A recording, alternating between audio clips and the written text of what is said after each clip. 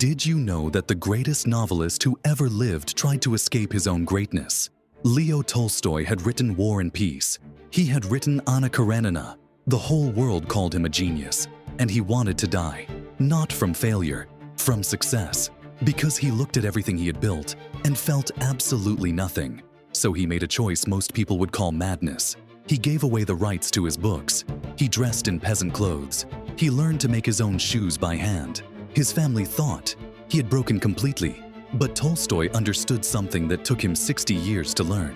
Meaning is not something you collect. It is something you uncover. And sometimes you have to strip everything away to find it. The Stoics knew this too. True wealth is not what you own. It is what you can live without. Tolstoy did not write his greatest truth. He lived it. And the question he left behind is simple.